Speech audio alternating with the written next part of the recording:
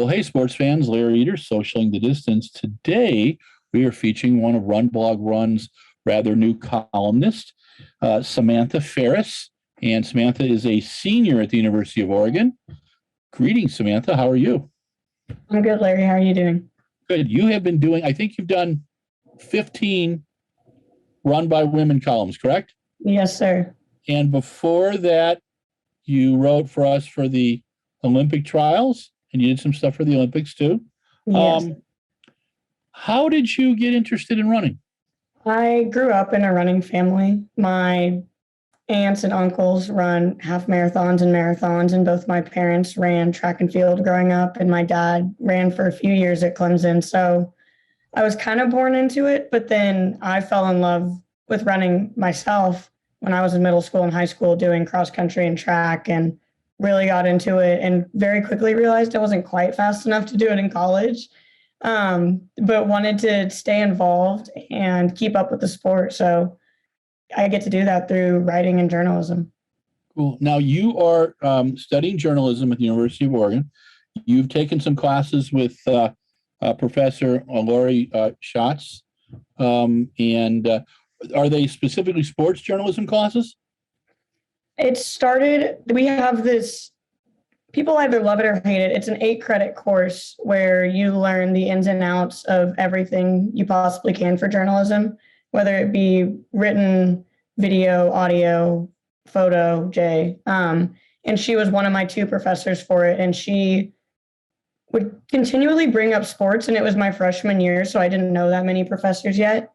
And so then I started to bring up sports, and we kind of built up a rapport. And then whenever I saw an opportunity to take a class with her, I did it because I knew she loved sports and was one of our best journalism professors. And now she's my senior thesis advisor, and we've built up a relationship over the past 4 years. Cool. Now, You've covered other sports at the U of O, correct? Yes, sir. What sports have you covered? All 4 years have been in our student broadcast group, Duck TV. So I've covered everything. My first one was tennis, which no one ever needs to look up my game coverage of it. And then I got to cover the Ohio State game when Oregon flew out to Columbus and beat the Buckeyes this year. So yeah, a little bit of everything over the years. What other sports do you enjoy covering? My favorite, I can never decide between basketball and football, but I mean, I love them all. Basketball and football just have the speed, but then I get to enjoy sports like tennis and volleyball, where it's mainly just us reporters in the arena sometimes, but it's so silent that you can hear a pin drop, much less the ball being hit, and it's awesome. Wow. What is the biggest mistake you made when starting to cover journalism in writing? What was, if you were talking to sometimes I can be rather inarticulate, and I can see Mike throwing something against the mirror over there. So let's do this one. You're in front of a group of freshman sports journalists, and they ask you, what's the biggest mistake you made your freshman year in covering sports? How would you respond to that? Do your research ahead of time. As I said, my first game coverage ever was a tennis match. And I showed up thinking I knew a good enough about tennis. Like I watched Wimbledon, the Australian Open, I've watched tennis. And then I learned that men and women are playing at the same time. There are about 6 matches going on at once. And here at Oregon, we have probably more than 60% of our athletes from other countries. So I had no idea how to say their names, much less spell them. And I quickly ran into an issue with it. So yeah, look at a roster at least ahead of time. Know who you're talking about when you go into it. Have you had challenging interviews? Oh yeah, there are some interviews where you'll ask questions and you get 1-word responses, and you got to get an article or a story out of it somehow. Our most recent football coach, Mario Cristobal, was infamous for not loving the post-game press conferences or media availabilities. Yeah. He he's hard to pull an article out of. Same with our track coach, Robert Johnson. But if you ask the right questions, they'll give you a good answer. Yeah. What's the right questions for Robert Johnson? It's never, how are the athletes going to deal with the rain? Yeah. It's never, how are you feeling going into the meet? You got to know the background research. Over the years, the more you show up for him, the more he respects you, the more he'll give you a good answer. My first time ever doing a media availability with him, Drake, the rapper, was playing in the background, and he looked down at me, and I'm 5'3", and he's a good 6'4", probably.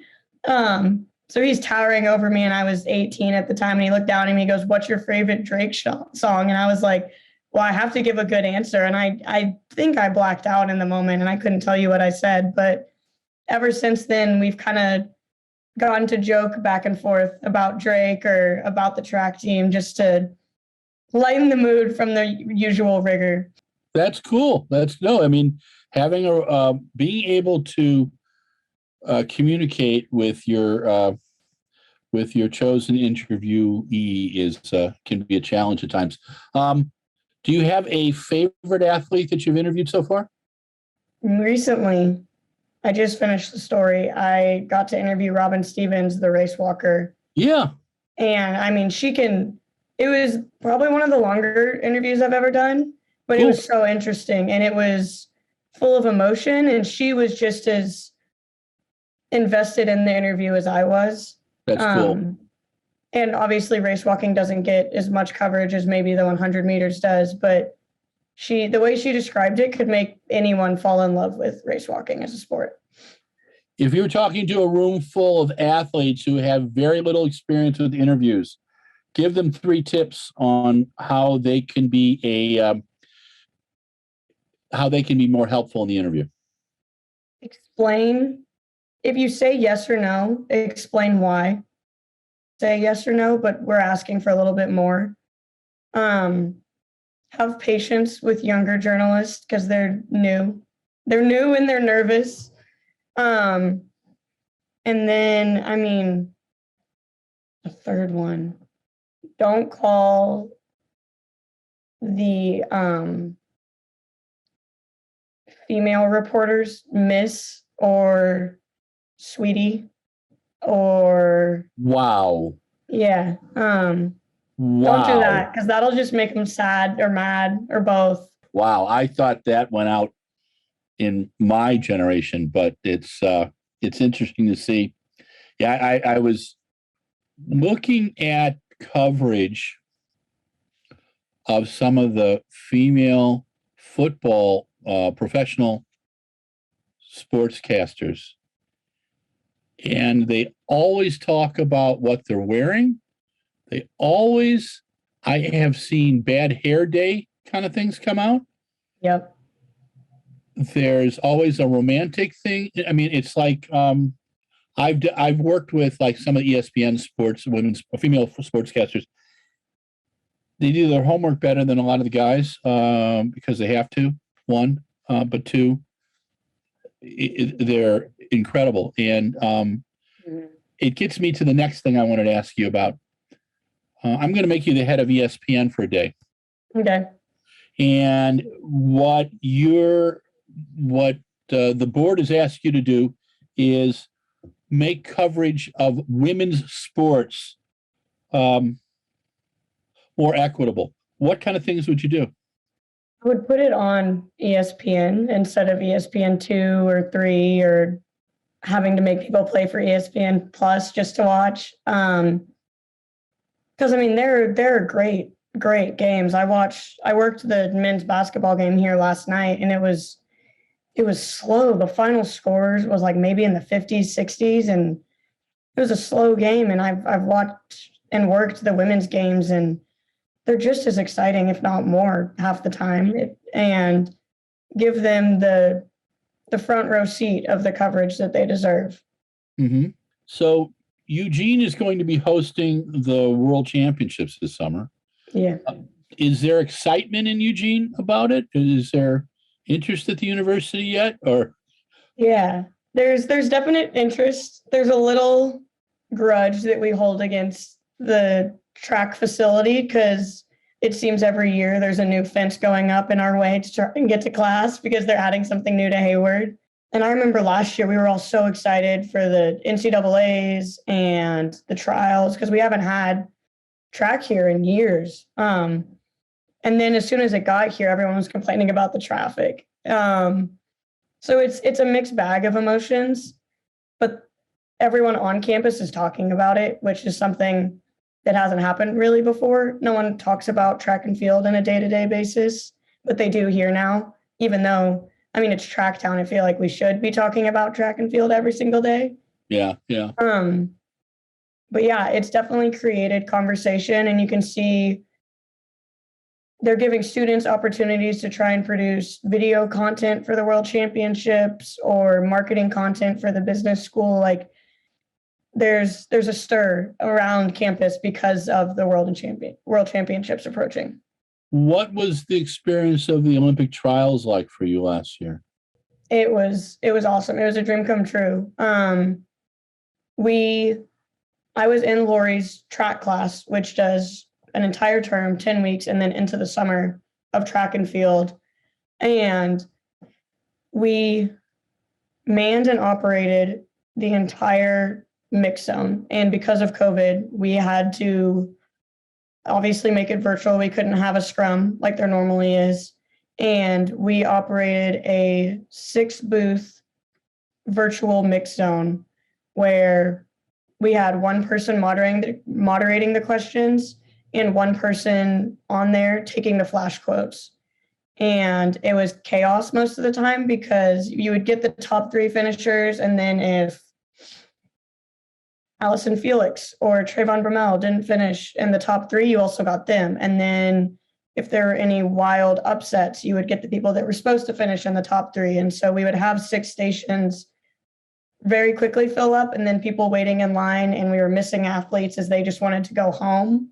And it was crazy, but it was so cool. And we were directly immersed into the track and field media world, working hand in hand with USATF and Tracktown USA. And it was awesome. It was really hot, but it was awesome. Yeah, I was sitting up at the very top of the stadium, and I used your mix zone quotes a lot. And then I learned that I could put questions in and then go from zone to zone to zone. So I could hit everybody because you couldn't be in one place. And then, we'd be able to get access to it. So I thought, as crazy as it was, it worked really, really well. But a mix zone is, it's like the racing with bulls in Pamplona. You're right in the thick of things, and tempers get short. And as you said, athletes just, if they've had a bad day, they just don't want to talk to anybody. And to get something out of an athlete like that takes a lot of patience and thoughtfulness and appreciation of their challenge. Have you interviewed a lot of coaches? Yeah, I've gone to dozens of media availabilities where they'll always have a few athletes, but I've gone to ones with Mario Cristobal, Kelly Graves, Robert Johnson, Dana Altman, almost all of our head coaches here. And it used to be fun because it used to be in person, and you would go down, if we're at Matthew Knight, our basketball arena here, you would go down underneath, and they have a little press conference room set up. And if it's a win or a loss, the coach doesn't really want to be there. The players love talking to the media, but you gotta get your question in the first 5-10 minutes, or they're leaving without your question being asked. And I don't think that's really changed since we've moved to Zoom, but it's a little less stressful when you can just type it out in the chat. When you do interviews with people, and you're right there, and then now, like we've talked about, since February of 2020, we've been doing many things by Zoom. Are there challenges with doing Zoom interviews? Yeah, yeah. It's the challenges that come with Zoom for most things, whether it be a meeting or class or an interview. The technical difficulties, someone has their sound off, their mute on. Um, and it also just feels more sterile, which is what it's supposed to be because we don't want COVID, but it's more sterile in the sense that you're not actually with them. You're not actually seeing and feeling their emotions in front of you in person. So it can be trickier to get a conversation to continue on because it's harder to know what to ask next when you're not necessarily fully understanding what they're feeling or how they are. You can't see all of their mannerisms because you can only see from their shoulders up, those kinds of things. What's the toughest interview to do? One where you send a bunch of questions to the athlete or coach, or one where you've got them on Zoom?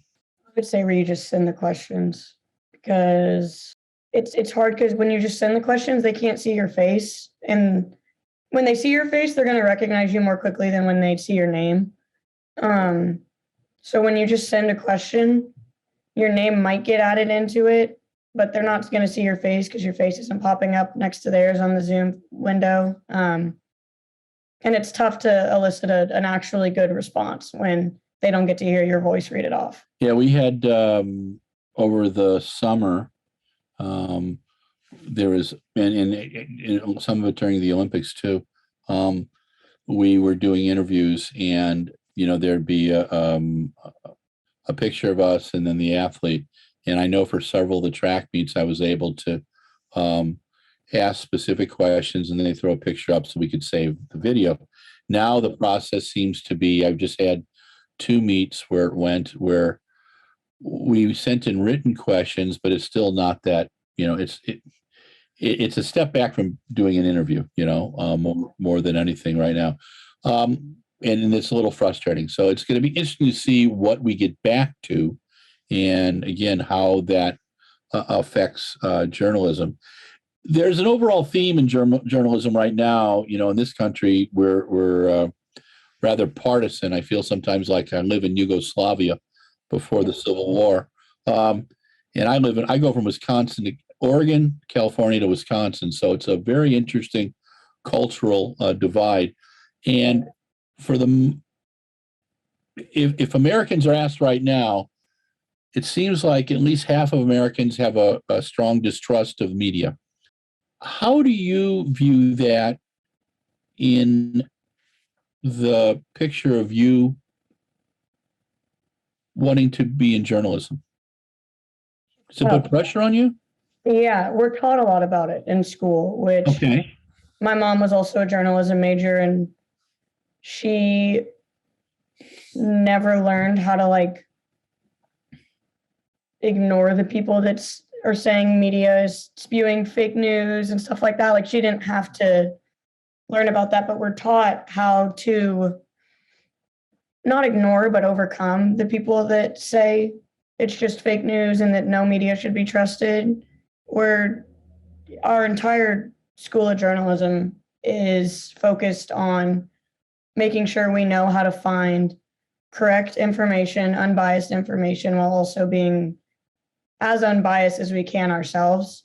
We all have to sit there and admit that we have a bias in most things we talk about and write about, but it's learning how to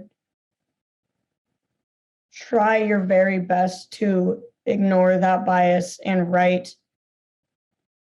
You're supposed to write a story based entirely on truth, and you have to pay more attention to the truth than what your biased beliefs are sometimes. And it can be tough, but I think that might be why I love sports journalism, because the controversial stories are few and far between compared to just a feature story or a game article or stuff like that. You don't always have to write a controversial story, whereas in political journalism, you're walking on a tightrope every single time you put something out there. Do you like doing Duck TV? Yeah, it's awesome. What is for those of us who aren't familiar with it, tell us a little bit about what you do when you work for Duck TV. Yeah, so it's a student broadcast group that has news, sports, and esports. I joined my freshman year as a sports reporter. And as a sports reporter, you go to media availabilities, you go to game coverages, you go to 2 meetings a week. And you really get all the like rough bumps out of doing journalism on a camera. And if not if you're good enough, but if you put in the work and you show growth and kind of you're good enough, you get to be on desk in our studio. The journalism school here has an incredible broadcast studio set up, and it's a once a week episode where news and sports toss to each other, and the sports reporters just wrap up the past week. They talk about every sport that happened, any major news, so like a player transferring, a coach leaving, those kinds of things. And then news does a news report on the past week and the local Eugene and Oregon community. And then my junior year, I became the sports producer. So I was in charge of basically handling all of the reporters under the sports division. And it was chaotic because we were coming back to Eugene, kind of. COVID was slowing down a little bit. And so we got to do studio in person again. We had to wear masks, which was weird. But we got to go back to game coverages. Sports were back here in Eugene. So it was an adjustment period, and it was interesting to see that from a leadership position. And then this year, I'm co-executive producers with one of my good friends, Izzy, and we're in charge of news, sports, and esports. And it's been a little chaotic because we're fully back in person basically here at UO. And so that means our meetings are back in person. All of the games are back in person. And it's a hard adjustment for students coming back because we've all gotten so used to just doing meetings at home, doing media availabilities at home, like X, Y, and Z of just, we got used to doing things a COVID way, and now we're back in person, and it feels like old times, but we all have masks on. So it's interesting. It's been interesting to see how it's evolved over the 4 years at the various positions I've held. Do you like taking the producer role? Yeah, it was stressful, but I liked it. I'm the kind of person that likes to put almost too much on my plate just so that I keep busy. It keeps me moving. The more I have going on, the more interested I am in the various aspects, especially when they're diversified. So it's like, I write for you, I do the student broadcast, I'm a full-time student. I try and pick up odds and ends of things I can in journalism just so that I can, one, diversify my portfolio, but also keep me interested in sports journalism as a whole. Of the articles you've done for us, was there one subject or two subjects that you learned the most about? Was there an athlete that you found the most fascinating? Athlete that surprised you? Yeah.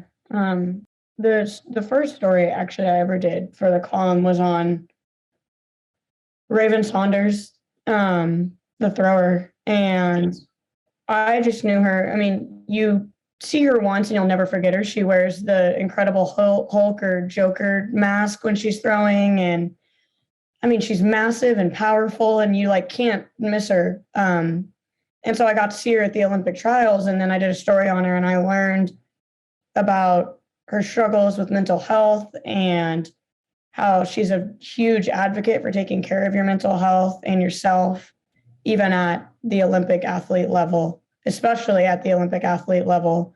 And it brings these 5-star, incredible, phenomenal athletes down to like a personable level because they're just people. And I think that first column kind of put me in that perspective. And it helped me realize that as I went through the rest of my pieces so far. How do you come up with topics? God. Honestly, I have a really long list of female American track and field athletes. Cool. I like that. That's awesome. And I stare at it for a while. And sometimes I'll pick a name because it's an athlete that I've loved for a while, or it's someone that's done really well recently. I wrote the one story on Tara Davis right after the Olympics because she had just gotten engaged. And so I saw her name on the list, and really I thought of the title before the story, Olympic Rings to Wedding Rings. I like that one too. I love that piece. It was fun. But she went to UT Austin, and I grew up in Austin, Texas. So I was obsessed with her at the NCAAs and the trials and the Olympics when she came out in her cowboy hat. So it was a fun story to get to write. But it's a little mix of, am I just going to write a story on them because they're an incredible athlete? Do they have something going on in life? And sometimes I just stare at the list and have to come back to it the next day or in a few hours because I can't think of a thing. There's this dichotomy in sports right now that the successful sports combine both sports and entertainment. What was it? They're talking about right now, they've been dreaming about a 2-hour track meet for years. And, you can go to a track meet that lasts 12 to 15 hours. And I remember back in the 90s, Steve Miller, who was at Nike and has worked around the industry, said that the only sporting events that are not on schedule are track meets. And they do them better now. But I think that this combination of sports and entertainment really annoys some people. You look at an athlete like Tara Davis, she knows she's a tremendous athlete. She also knows to be seen on television, furthers her career, and also keeps her sponsors happy, which is what all athletes should know. Also knows that when you do a good interview and it gets out there, that makes sponsors happy and stuff too. How do you view that fusion of sports and entertainment? I think it's been happening in most sports for a really long time. Football and men's basketball, especially, you know the personalities, you know the big names, you see them everywhere. LeBron James has his own game show on NBC. It's the random things like that where you'll never forget these people, whereas most people couldn't name 10 current track and field athletes. And track and field, I think, has been slow to adjust to this combination of sports and entertainment.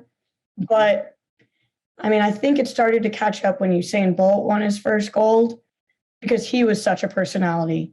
And he captivated the world in a few seconds. And it's not on the athletes, but it's on the track and field industry and the people that are actually interested in covering it and helping the sport get bigger, to highlight the people that have personalities and are entertaining.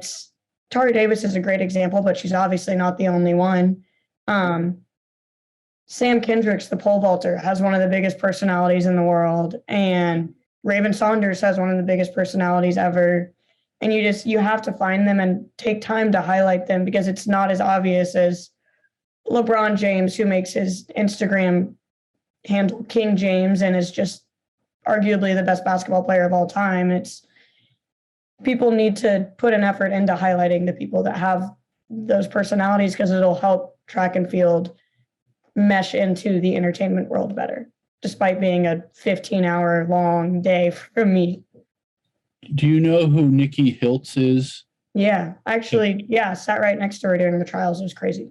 Well, Nikki was coached in high school by my old training partner, Danny Gruber. She went to Aptos in California, and I've got to interview her little bits at different times. And last summer, she's been a spokesperson kind of for LGBTQ causes, and I really respect that. And her new uniform is totally cool. I don't know if you saw what she wore at Millrose and stuff, but I also sensed that last summer, as she tried to talk about herself and kind of where she was going, and also the use of pronouns, she was very thoughtful, but I also felt she came under a huge amount of pressure. And if you were talking to athletes who are supporting causes, how would you approach that? It's tough, especially when it comes to LGBT plus topics, because you can so easily say the wrong thing, whether you're the media member or the athlete. You have to be careful, and you have to really know what you're talking about. Obviously, I mean, Nikki does it better than most other athletes I've ever seen talk about any topic that they support and are advocates for.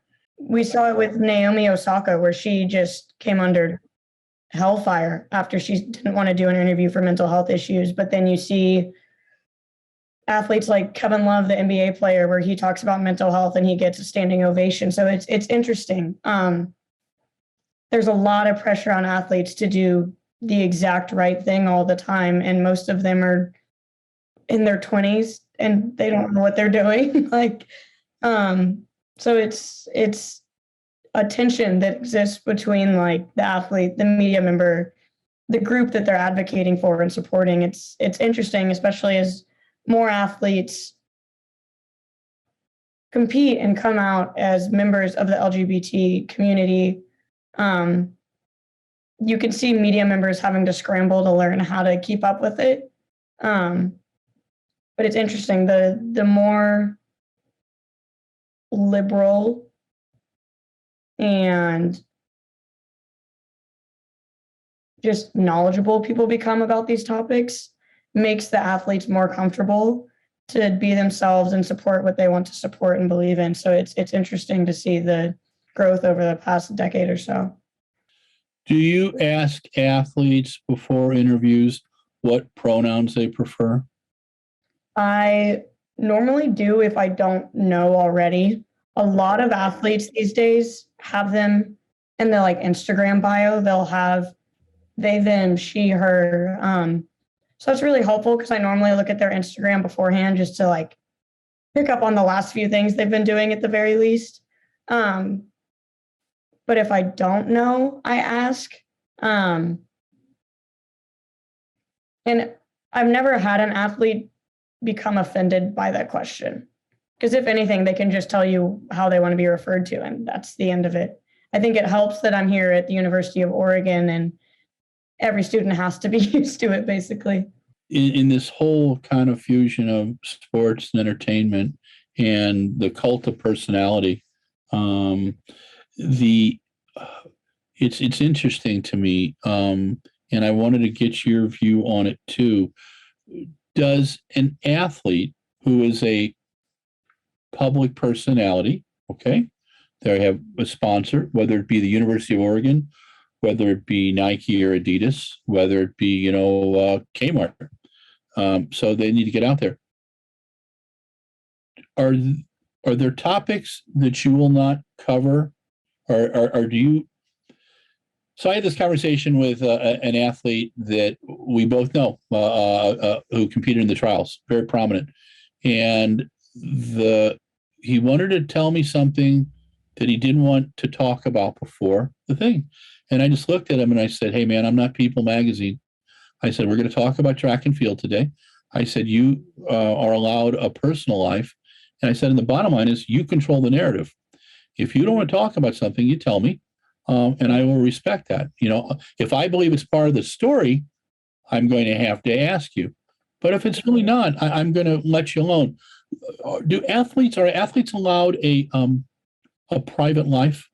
Yeah, I definitely think so. And they always have the option to not answer. I mean, I think in the modern day, with how quickly information spreads, that might lead to people creating rumors. But I mean, they always have the possibility to say no or not answer. And I think as journalists, you have to respect it because they're just a person.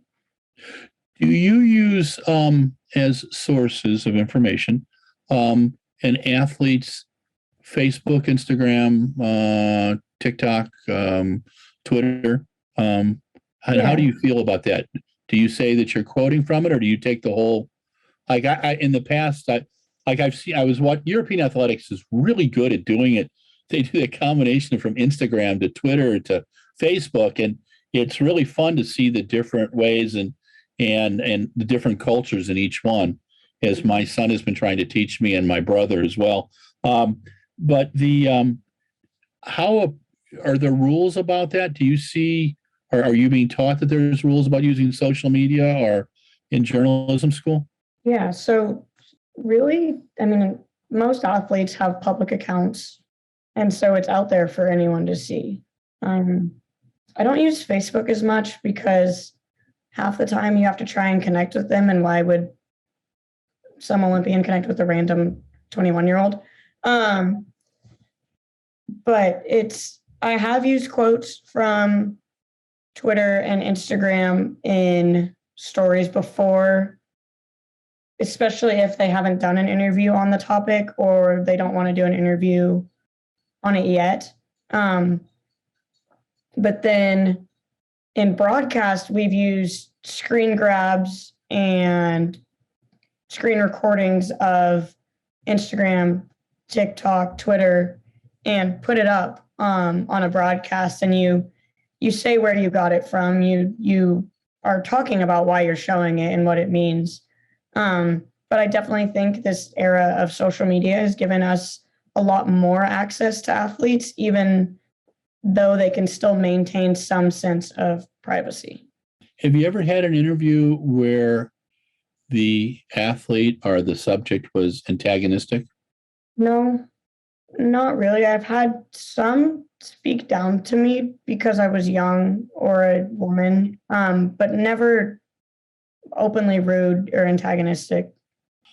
What is the, you were talking about the football coach at the University of Oregon and how he really, it sounds like many football coaches, they get tired of one dumb questions too. And they have so many people asking them questions. When you have someone like that you're interviewing, how do you get their attention? How do you were talking about you got to get that question in there quick, or you're not, or it's not going to happen. Is that true? Yeah, you need to get their attention, and whether that be me talking to Johnson about Drake, which I've done like 2 or 3 times over the years, you got to get something that is not just what was your game plan? How do you feel about your race? Ask the student athletes how their term is going. Ask our new head football coach, Dan Lanning, if I could sit him down for an interview right now. He just came from Georgia. I think the first thing I would ask him is if he's found a good barbecue spot here. You gotta ask him more than just their jobs. Sure. I like that. So 5 years from now, what are you going to be doing? The dream is to be working for Espn. Cool. Yeah, I wanted to do it since I was a little kid, whether that be on the production side, in front of the camera, writing. I've taught myself and throughout the years fallen in love with all of the aspects of journalism, really. So if I could do anything for them, I would. You want to do play-by-play? It'd be fun. I'm slower at some sports than others, but I could do it for some of them. Do you have favorite TV announcers?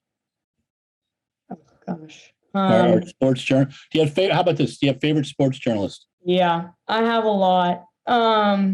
Maria Taylor has been an inspiration for me because she was the first female sports reporter, other than like Erin Andrews, who people could recognize by name. And she was doing all of it. Erin Andrews is a sideline football reporter, but Maria Taylor does volleyball, football, men's and women's basketball. I mean, she was the first, she and Holly Rowe are the first to do it all, especially on such a big stage. And they're good at it. It's not just because of their looks or their voice. They're good. They know the sports. They have incredible TV personalities, and they're really good at covering them. Well, Samantha, you survived 45 minutes with me. You did great. It was really nice, finally, chatting face to face. And I really appreciate your time, and look forward to your next column on RunBlogRun.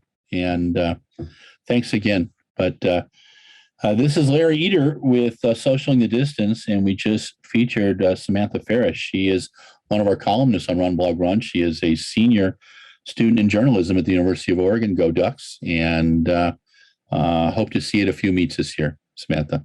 Thank you. Thank you, Larry. Hello, sports fans. Larry Eder, RunBlogRun. This is Socialing the Distance, and this is our epilogue. Today, we had the pleasure of interviewing Samantha Fariss.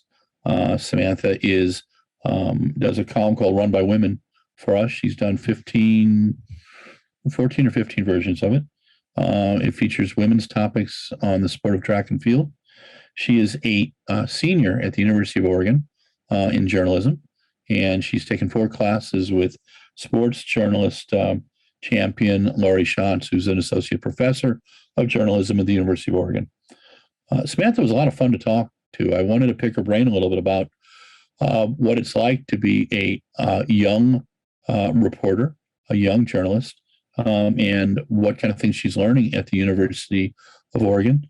And I think we got a really good feel for the complexity of what she's learning about and the appreciation the University of Oregon has for journalism. So I think it's fantastic.